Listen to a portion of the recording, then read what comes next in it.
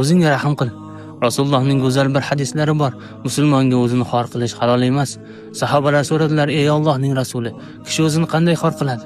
U zot aytdilar: "O'zi toqat qila olmaydigan baloni yukni o'z zimmasiga olishi bilan. O'zingga biroz yengilroq bo'l. Shoshilma, shunda yetib borasan." Ba'zida hayot qiyinchiliklari ezib qo'yganida hatto dahriy Xudoga ishonmaydigan odam ham osmonga qaraydi. Sen Karim zot bilan muomala qilayotganingni unutma. Alloh Karimdir. Alloh seni xato va kamchiliklaringda poylab turadigan va kechirmaydigan inson emas. Seni u yaratdi va u sening zaifligingni ham, ehtiyojlaringni ham biladi. Chunki bu insonning Alloh subhanahu va taoloning nazdida qadri bor. Nima uchun qadri bor?